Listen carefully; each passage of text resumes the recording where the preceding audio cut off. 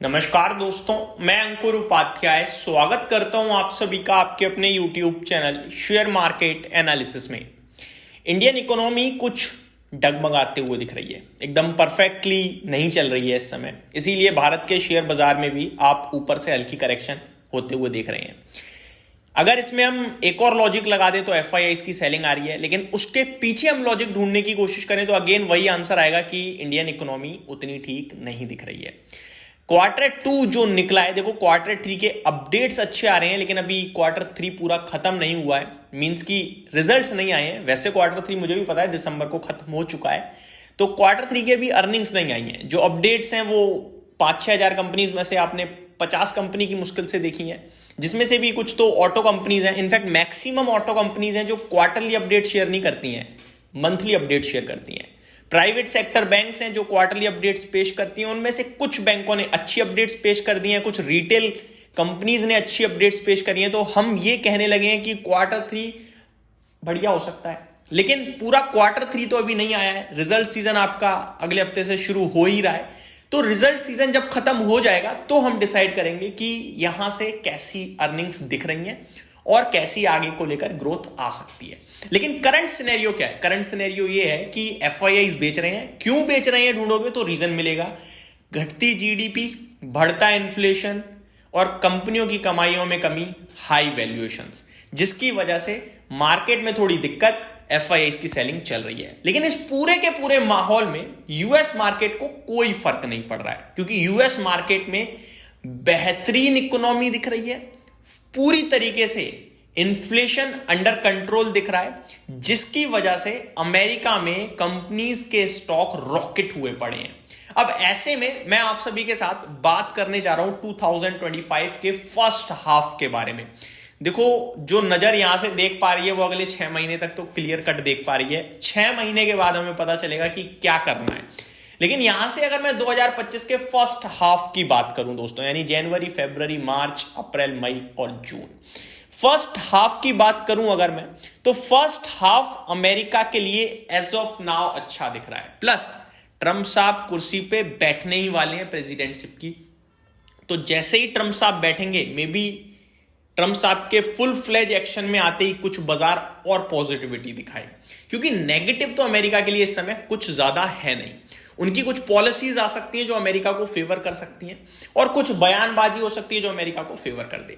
Economy तो बहुत अच्छा कर ही रही है। सबसे रीसेंट डेटा की बात करूं तो थर्सडे को आपने लेट नाइट भारत की टाइमिंग के हिसाब से बात करूं तो अमेरिका में जॉब्स डेटा आता हुआ देखा, बहुत ही शानदार था, जो क्लियर कट दिखा रहा था कि भैया अमेरिका में लोगों के पास नौकरियां हैं।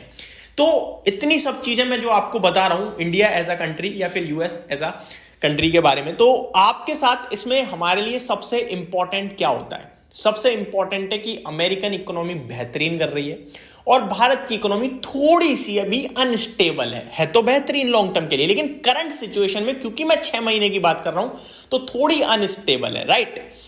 अब हम फोकस करने जा रहे हैं अमेरिका से रिलेटेड कंपनीज पे। दोस्तों, भारत की कंपनियां हैं लेकिन इनका बिजनेस अमेरिका में चलता है, और वो कंपनियां हैं आईटी स्टॉक्स, वो स्टॉक्स हैं फार्मा स्टॉक्स, वो स्टॉक्स हैं टेक्सटाइल स्टॉक्स।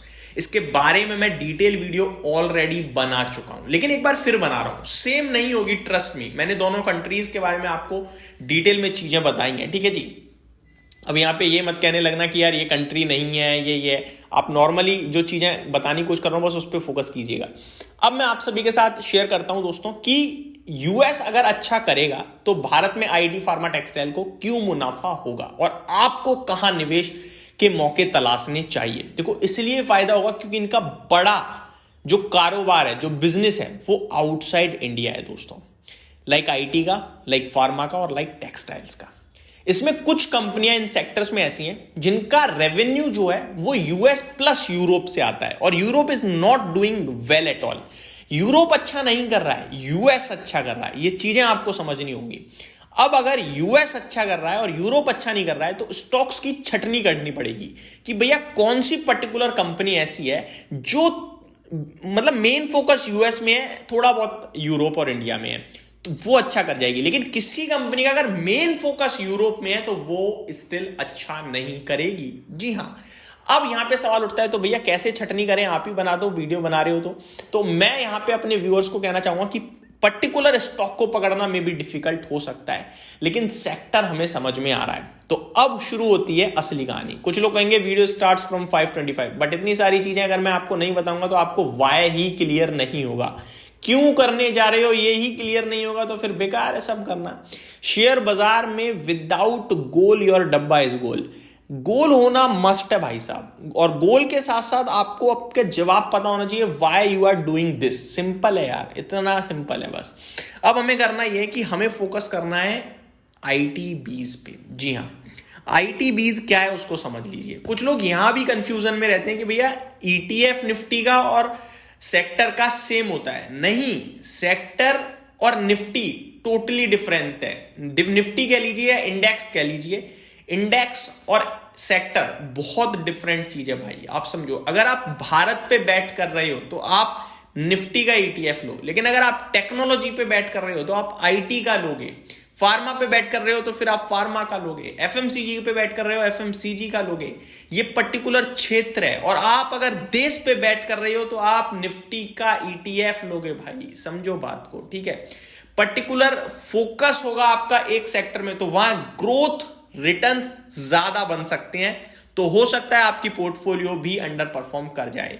अगर आप ओवरऑल भारत पे फोकस कर रहे हैं, निफ्टी का ईटीएफ लेंगे तो आप रेगुलर बेसिस पे कुछ ना कुछ लॉन्ग टर्म में 12-14% के रिटर्न्स बनाते चले जाएंगे। हाँ, मीडियम टर्म में हो सकता है उठापटक लेंगे, लेकिन सेफ है क्योंकि वो अपने आप को रिबैलेंस करता रहेगा और भारत की इकोनॉमी ऊपर जाती रहेगी। मैं सेक्टर स्पेसिफिक हो जाऊंगा तो हो सकता है एक साल सेक्टर बहुत अच्छा कर जाए, 2 साल सुस्त हो जाए, तीसरे साल फिर बहुत अच्छा करे। तो ये चीजें डिफरेंट होती हैं। अब मैं आता हूं आईटी20 पे। दोस्तों आईटी20 की बात करें तो आईटी सेक्टर पूरा अच्छा लग रहा है, इसलिए मैं आईटी20 की बात कर रहा हूं। आप आईटी20 पे निवेश कीजिए, मतलब कीजिए नहीं, वॉच कीजिए या फिर रिसर्च कीजिए, और अगर आपको आईटी समझ में आए तो लीजिए।